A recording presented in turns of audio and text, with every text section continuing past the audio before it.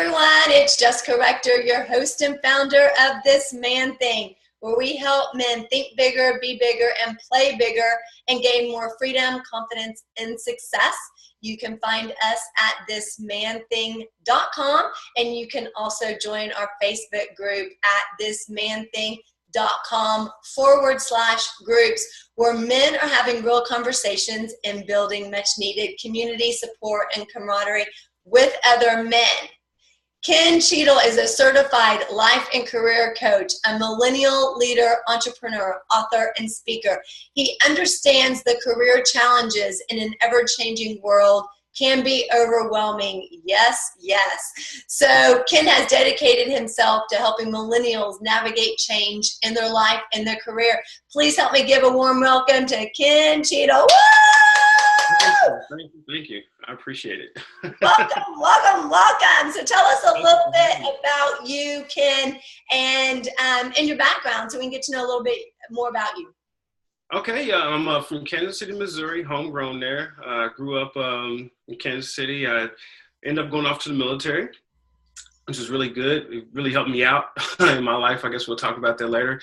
I ended up going off to college. I graduated from college in 3 years. It was kind of like a challenge for myself, because my friends are already there, but ahead of myself. And then I got off into corporate America, and I struggled a lot, and I couldn't figure out why, but I started to gain some traction when I started to get the right people around me.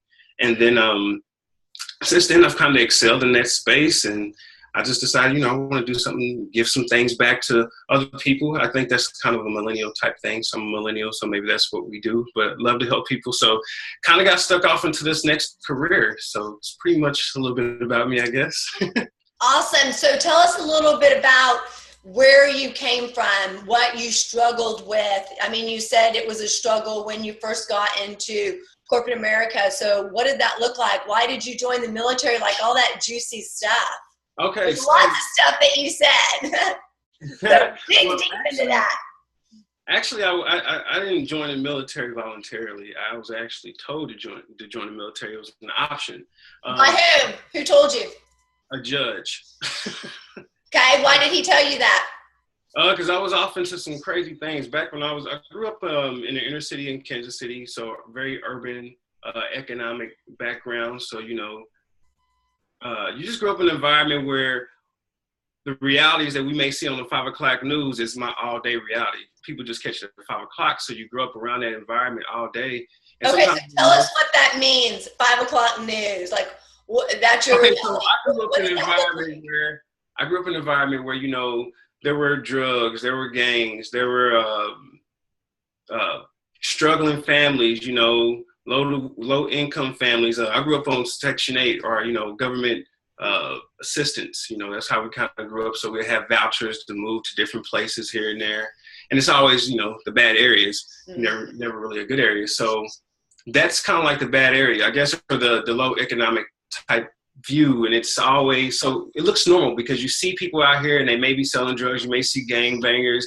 You may see people that are struggling, and it just becomes a normal reality, just like anybody else's normal reality is. And you don't necessarily know that this is a falsehood or not a good thing until you meet opposition on that.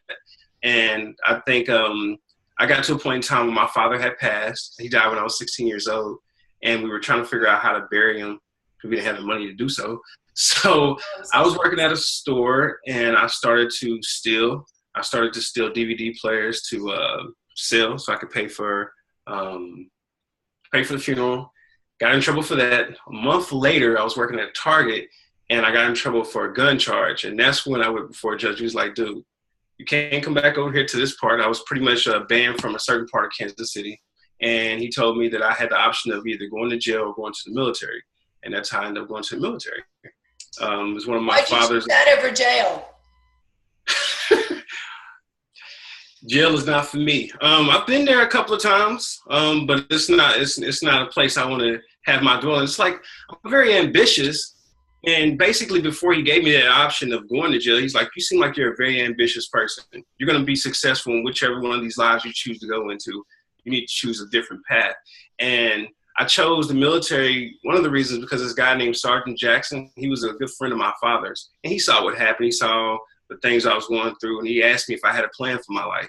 I didn't. And he just kind of talked to me a little bit. He swayed me. I mean, he didn't need to do much swaying, but he swayed me into seeing that this was a better life. Like, I didn't necessarily want to go to the military, but it's one of the things that really helped me out. I don't think it's the thing that broke me through, but it's one of the things that started aligning me with, you know, being a better person and getting me on track, giving me some habits, some good habits, some organization in my life. So, but Ken, I want you to take a moment and realize how your life totally changed in that one moment, that one decision of going in the military as opposed to jail.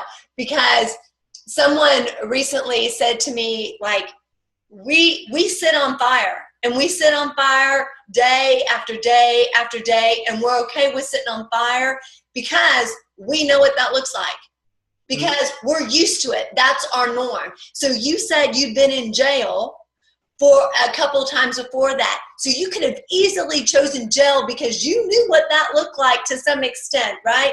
You had become somewhat, at least a little familiar with that. So you could have chosen that because you knew it. But yet, you chose in some way the more difficult decision of going in the military because you had no idea what that was going to look like. No, I didn't. So big props to you for that. Big props to you. Woo! I mean, we got to applaud you for that. That was in some way the harder decision because here's the thing, especially coming from a background like that, it's a lot easier to stay in your comfort zone. Almost definitely. What you know, than to choose something complete. I mean, that's not a little bit different. That's completely different. Yeah, most definitely. And then, you know, sometimes, you know, choosing different paths isn't always looked upon highly and favored by people that you're around in those environments. You know, you can become easily titled as a sellout for choosing different paths, and I get it, but it's, you know, I had to deal with that too in college. So, just like, but look at that. I mean, that was a huge life-changing moment in the most definitely when you made that decision. Yes, most definitely. I mean, that's big. Props to you, buddy. Props to you. That was huge. Okay, so you decided to go in the military. Like, I'm astounded because especially at that young of age, you could have easily chosen the other path, and people probably would have supported that path more. Yeah. With the people that you're around. So, so you decided to go in the military, and all the amazing things that you learned and got some structure in the military. So how do you start changing as opposed to, because here's the thing, that you saw something in yourself, even at that age, to choose the military and not choose the path. So even though you're surrounded by all these forces and all these things telling you otherwise, like one of the things I always tell people is I want you to be so self-aware of who you are that you're standing in the front of the room saying yes, yes, yes, and everybody else is saying no, right? But you're like, yes, yes, yes, whatever yes is to, and everybody else could be disagreeing with you. And that was you in that moment. So how were you in that moment when you grew up in a world and in an environment that didn't support you being you, that tried to stuff you down, that tried to push you down? How were you able to stand in the front saying yes, yes, yes? Man, that's actually scary. I think wanting more for yourself, or wanting more for myself, and thinking that I can be different. I think I fell in love with the idea of being that I could be different, that I didn't have to be, you know, come from. I didn't have to be whatever my environment was producing out. So I don't know. I think I embraced that, but I was scared the entire time. I mean, nothing about that path of choosing to go, because you go away from people that you know. I mean, you go away from people that you know. Even when you go off to college, you still get criticism for going off to college. It's like to even do that. So when I went off to college, it was still more of that, you think you're better than us. I'm like, well, no, I don't. I'm just trying to better myself, you know? So you deal with some of those things. So how do you deal with those things? What goes through your mind? How do you deal with that? Because it's easy to say, well, you deal with it, but in the moment, I mean, what does that look like in the moment? Is it, you know, that you get teary-eyed and you're crying because it's painful, because it is painful to hear people say that to you, oh, you think you're better than me, when really you're just doing what you think is best for yourself. Yeah. What does that look like? Oh, you feel alone. I felt alone. I felt like I was on an island a lot of times. Sometimes, like, it kind of goes back to that, sometimes doing the right thing doesn't always feel right, even in the moment. Even though I knew I was going towards the proper way or trying to do something better that's going to eventually help advance my family and things like that, during that moment or during those years, it was challenging. So I found myself getting closer with other students there, and, getting really, becoming extremely active. Like, for me, sometimes I guess I dealt with pain by becoming more. Like, when my parents died, I decided, okay, well, it's going to make me excel more, and when I was dealing with those challenges, it just made me want to do more. And I'm not sure that's a healthy thing to do, but that's how I channeled my energy. And I just decided that, well, if this is the way they feel, I'm going to do this about it, and I wanted to become more successful. I wanted to do more in my school. I look back on it now, I probably think I did it to block out a lot of those feelings, but you feel alone, you feel left out, you start to build some type of animosity. You come home for the holidays and you look at people, everybody, hey, it's the air is foggy. The air is foggy, so it's a little different, and you have a different vantage point. But I mean, I guess the good part about that is eventually the ones that are truly close to you, they come around and see, like, hey, this was a good thing. Like, people can't see it, like, in the midst of it sometimes, but at the end of it, like, when I got ready to graduate, I was really pleasantly surprised about how many people showed up. And the people that did show up, like, wow, I didn't think you really thought this was a cool deal. So that's always it's a surprising thing, and you just got to keep fighting through those things. So I think that was a challenge because I went through the point where I lost my dad, and I went off to the military. Then I went off to the military. I went to college. I was behind in college because my peers had already went off, so I was already a couple years behind. So that's what made me want to work so hard to graduate a little earlier. And then while in college, my mother dies on Mother's Day, and I had buried. So my father had died. I mean, my grandfather died like a day before that, and my mother died on Mother's Day that Sunday. Oh my God! And then a couple of months later, I got deployed to Hurricane Katrina. So it was like, oh my God, all these things, because I was still in the National Guard, so I got deployed down there to help out in Hurricane Katrina. So that was hard, dealing with losses back home, then having to refocus and make sure I'm doing my job diligently here. My graduation got pushed back a year because of that deployment. Wow. So, right. So I came back to school, and I was talking to my counselor. I was like, hey, I want to still graduate at this pace and at this time. She's like, it's impossible, Ken. I was like, well, I still want to do it. And she's like, it's impossible. So I end up taking like 24 credit hours each semester because they opened up this new program that we had. And where we could take the max credit hours half a semester, and then we could take the next max credit hours next half. So I was doing that and going to a community college and doing all this other stuff. I'm looking back at it now, I think I'm crazy because I didn't even think it was a big deal then. I say it now like, oh, dude, that's kind of cool. But back then I was just trying to keep up. I was doing it not for all the right reasons. I was doing it to keep up with my friends because they was graduating. I was doing it because I didn't want to become a loser.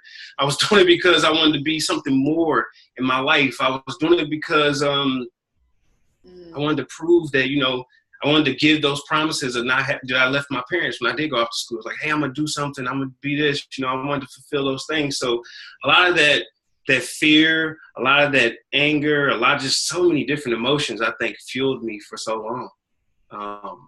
Just kind of kept going. So I don't know. It's interesting. So how did you work through, I mean, my mind's like reeling from everything that you just said. How do you work through those emotions, especially if, you think of your grandfather passing, your mom passing, you being deployed? That's a lot of stuff in a very short period of time. And yet you coming back to school, so you're using it to your benefit, right? You're using it to work through to your benefit, as opposed to using it, living in the pain, living in the hurt, becoming an addict, going back to your previous lifestyle, which you could have done any of those things, but you used it to push forward. So how were you able to do that and make the decision to do that instead of reverting back to where you came from? Oh, man. I think that would be more or less been in the right environment and having the right people. Like, let's say I would have been back home in a certain environment, then I would have probably took up the things that you mentioned. But I so happened to be away at school. I had responsibilities. I had people that looked up to me. I was the president of fraternity. So I just had I had a lot of people that, depended on me. So it wasn't just about me. And maybe I don't know, maybe that's a soldier quality or whatever, but it kept me fighting against those struggles, to like, okay, there's other people depend on me. It's not just about you type of mentality, I guess. But I love how you didn't use where you came from or what you'd been through to define you. Because a lot of people do that, right? A situation they're still holding on to 10 years, 20 years, 30 years later. They allow a situation to define them, or something that happened, or what somebody said to them. They allow it to define them and allows them to stay stuck in this comfort zone, right? So the people that you were talking about that weren't supportive of you going off to school or going off to the military, all that is about them, right? That's about their issues. That's about them being scared that you're leaving them behind, and that them feeling not good enough that they could go off and do those same things, because they could go off and do those same things, but they're choosing to not do that. And so, and I'm so proud of you for not owning that when somebody would say, oh, who do you think you are going off to that you didn't own that, because it's easy to own that and start thinking, you know what? Who do I think I am? Maybe I shouldn't go off to school. Maybe I shouldn't join the military. Maybe I should stay in the community that I was raised in, and you didn't do that. Well, I had those thoughts, though. I just didn't let those thoughts stay. So how do you do that? How do you not let it stay? Especially being around the type of people that's what they know. That's the norm. Right. Okay, so here, I'll tell you how I figured it out. Tell me the secret. This is how I figured it out. When I got off into the military and I came back and I was in college, I still had a lot of the same mentality and concepts that I had from my upbringing. You don't just get rid of it just because you went to the military. I mean, it changes a lot of habits, but it doesn't change where you come from. Like, that'll never change, right? And in that space, I had a lot of limited sight.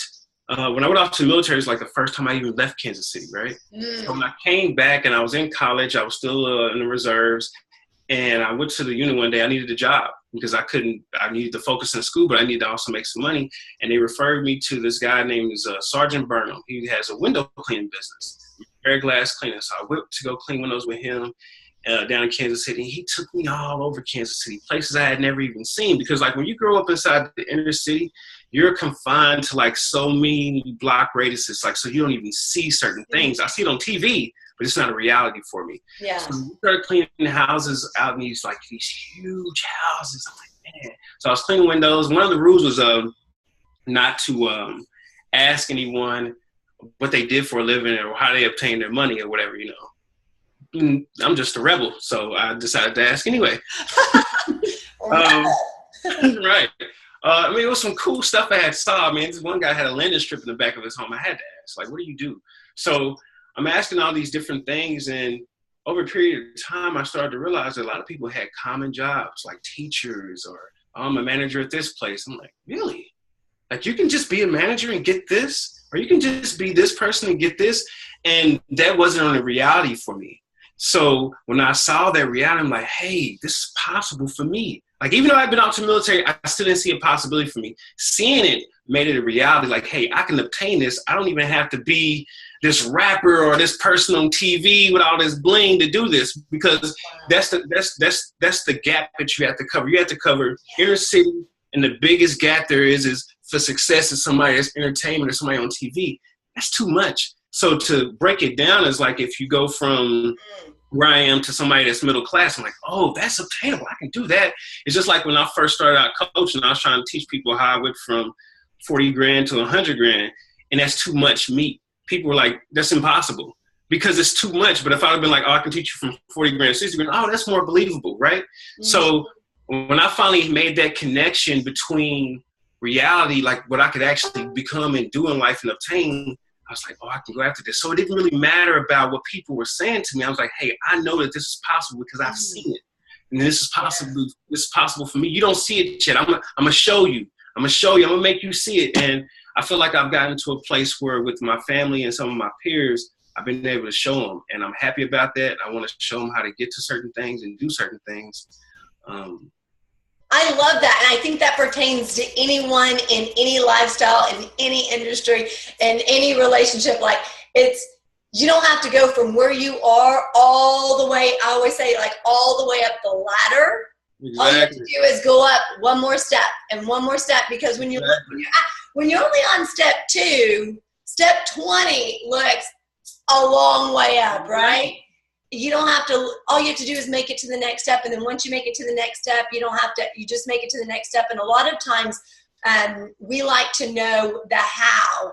You know, I remember a time in my life before, about 4 years ago, before I had my son, I always before I said yes to anything, I want to know every step of the way. Like, I want to know the how of all 10 steps before I commit. And then after I had him, I just realized, you know what, Jessica, it's not your job to know the how, right? It's only your job that when an opportunity presents itself, you say yes and you take that first step. The next step will be presented when it's supposed to be presented, and you take that step then. And I think when we want to see all the steps and how of everything, it blows our mind, it overwhelms us, and we're like, oh no, because if we saw the how, if we saw all the steps, we'd never do it. We'd say exactly where we are, because we'd be like, oh, there's no way I'd be doing that. No way, even though that's step 10 and I'm on step 1. There's no way, so we won't even take step 1. So we just need one step. I love that. But it also takes commitment to yourself to just take one step. And I keep hearing that theme with you, is you're not saying the words, but that's what I'm picking up on, is that you were more committed to yourself than you were committed to what other people think, or what other people thought, or maybe it reached a level in your life, you know, maybe that critical moment was in front of the judge when you decided, you know what, I've got to be more committed to myself than what's norm, or the way that I'm growing up, or this environment. So how do you define commitment to yourself, and how do you, at all these times when challenges come up or when fears come up, how do you remain committed to yourself? Ooh, that's a good one. How do I commit to myself, or how do I remain committed? Because that's what I'm hearing you say. You're not saying those words, but that's what I'm picking up on, is that you've been committed to making yourself a better person and making decisions that maybe other people don't agree with, maybe other people don't like, but you chose you. That's how I say it. Like, you chose you. How did you choose you, and how do you make the decision to keep choosing you? Well, you gotta. I think it has to come with first knowing who you are, finding yourself. How do you do that? You gotta go on a journey. I've been on a journey. You gotta start like I tell people, like, you gotta start. Like, I went through this experiment. I'll tell you how I did. I experimented with this once, and this is what I did. It was a time when after I went through all those things, and I finally come back, and I was in corporate America, but I was still trying to find myself. I stopped kind of hanging out with my friends at the time. Not that they did anything wrong, but I just need to go out and see if I like the drinks that they liked, or if I like what I like. Like, do I actually like what I like, or do I like what I like, you know? So I started to do that. I started to do it in a lot of areas of my life, just kind of figuring out, you know, things. So I would know, hey, do I like this about a lady or a woman? No, okay, yes, no. I actually like these pieces. And it just kind of took me away from the world. The world is so much going on. There's so many things drawn for your attention. I kind of went through a stage, I guess, what you would call like a walking meditation. I just kind of wanted to figure out what I liked in life and what I needed in life. And then once I kind of discovered those things, it was easy to say, okay, no, this is for me and this is not for me. And hey, I understand, because this is my philosophy on on not getting misdirect about other people's stuff is that it's like when you watch TV and they have commercials, every commercial is not for you. They're not talking to you. Like Ford is not talking to certain people. They're talking to hard trucks, working class. That's the person they're talking to. Lexus is talking to a different person. So I see a lot of people get offended by what other people say. Well, I'm going to be doing this and I'm going to be doing that. And you should be doing this and you should be doing that. They're not talking to me. They're talking to somebody that's receiving that message that aligns with those values, but my beliefs and my values are going this direction. And there's people that believe in the same thing, and we're going to be walking together. So I just don't get wrapped up in everything. It's like, hey, that person's not talking to me right now. And when they are, they are. But when they're not, they're not. So I try to kind of keep that mind frame of thinking about it from a marketing perspective, I guess, is that person. And I am going to quote you on the, do I like the drinks that my friends like, or do I like the drinks that I like? That's genius. Yes. No, that's genius, because I think we get so caught up in being and doing what other people expect or what our friends do. Oh my gosh, I like that. Why do you like that? Well, because my friend likes it. Or, oh, because I've always done that. But that doesn't necessarily mean that you like it. Well, what about, you've always played football. Well, what about if you went and played golf? Like, hello, maybe you're going to like that, or soccer or baseball or basketball. But if you've never tried it, how do you know if all you've known is football and you say you like it? Well, do you like it because you like it, or do you like it because that's what all you've known, or because your friends like it and that's like something you do with your buddies? Like, totally different. So I like that. That's quotable. I'm using that. I'm going to quote you on that. That's brilliant. Because I think we get so wrapped up into what we've always done, who we've always been, and decisions we've always made. And yet, if somebody were to ask you why, you may not know why you actually do that. Well, that's just how I am. Why are you quiet? Well, that's just how I am. No, you haven't always been quiet. Like, exactly. Why is that the case? And I really like that about the drinks, because I think, I drink Bud Light. Why? Because I've always drank Bud Light. That's what I started drinking with my buddies in college. But do you like Bud Light, or do you like Blue Moon? Or do you like craft beer? I mean, hello, or maybe even a mixed drink, or a straight up shot. You don't know unless you try. Yeah. Oh gosh, Ken, you got so many juicy things.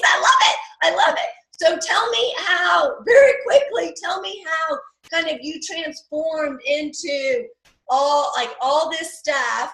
And little by little, it probably wasn't one moment that you were just like, boom, I am who I am today. But little by little, what was kind of, you transformed little by little, but what was kind of like your big epiphany or aha that you were like, you know what? I've just got to keep being me. If people resonate with me, awesome. If they don't, awesome. What was kind of the point that you became, and you consciously knew you became self-aware, and you consciously knew that you were okay, not even okay, you were great with being yourself, and that you embraced yourself? Believe it or not, that actually happened not too long ago. That was probably about 6 to 7 months ago when I first shaved my head bald. Woo!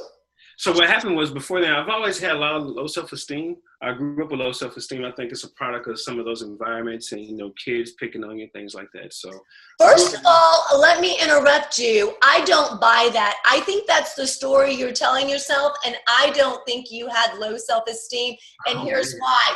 Because if you had low self-esteem, Ken, you would have never chosen the military. You would have chosen jail every time. Oh, yeah. I got chosen jail. Didn't have low self-esteem because you still believed in yourself, and you still saw something valuable and worthy in yourself to choose the military. So I'm putting this out there. I'm planting a seed. Eradicate that you had low self-esteem. I love it. Sir. That's what other people wanted you to feel. But if you did, and if you bought into that, you would have never chose that different path for yourself. And you did. True. So please continue. I just had to say no. But I think I finally decided that, I just kind of got to a point where I don't know how, it's almost like you wake up like that. You just kind of figure like, hey, I'm not going to fold and bend to everybody's wishes and wills. I'm not going to try to make everybody happy. I had the problem trying to make everybody happy. That's what I do a lot. I'm a people pleaser. And when you try to please everybody, you please nobody. That is a very true cliche. And you don't please yourself either. Exactly. But I think one day I just woke up and I felt firm and stood firm. Like all the things I had learned throughout my time in my career built me into who I am. Trust that. Trust who I am. And stand in that person or whatever. And I think when I got to that point, that's when I woke up and I was like, hey, this is me. And I find that the more comfortable I am with myself, the more comfortable people are with me. And when I'm uncomfortable with myself, people are uncomfortable with me. You can see it. You can see it. You can hear it. It's all there. So it's a difference to kind of get in this spot. It's almost like you're going through that matrix thing. Like, oh, this is all I had to do. But it's a good feeling, right? Yeah, and you stand in the power of you being you, right? That's what you're doing, is you're standing in the power of yourself and you recognizing yourself and loving yourself and embracing yourself. If people don't like it, that's not your issue. That's their issue, right? Yes, most definitely. I love that, Ken. Thank you so much for being here. So how can people find you and where can they connect with you? They can find me on kennethcheadle.com. That's my website. All my social media outlets are on there, and my new book is on there. So please go out and support and give a good read. Look it over. I got some things. What's the name of your book? Huh? What's the name of your book? Takeover. Awesome. Tell us in one sentence what it's about. It's about helping millennials prepare for our turn to take over, not only in life, but in corporates, business, all those good things. Awesome. And then tell us one thing that you want people to take away from listening to us today. What's one thing, or what's one action that they can take moving forward to go from where they are now to where they want to be? To go where they are now to where they want to be, create a vision and then map that vision backwards. A lot of people take the vision and they want to go running towards it. My plan and my big thing is always work that vision backwards, and then you'll know where you are on that map, and you'll know where you're headed. You're not just falling off cliffs and making trial and error mistakes. I did a lot of that, so I decided I wanted people to go about it a different way. Awesome. You know what? I say the same thing, and people are like, I've never heard that. I'm like, I love it. That's what I was like. I love that. I've never heard anybody else say that, and I love it. I tell my clients the same thing. What's your vision? And then work backwards. You know where you are. You know what you need to do. People work forward, and then they're like, well, I don't even know where I'm going. I don't know where I am. I don't know how this is leading. Exactly. I love it. Yes, Ken. Thank you so much for being here. I've loved every minute of it.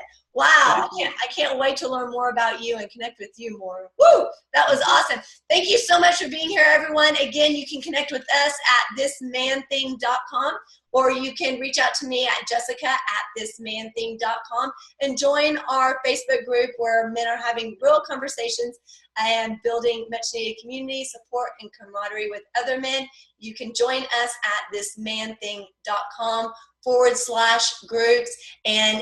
And between now and the next time that we have you on the podcast, please think bigger, be bigger, and play bigger to gain more freedom, confidence, and success. And we'll have you next time. Thanks so much. Have a great day. Thank you.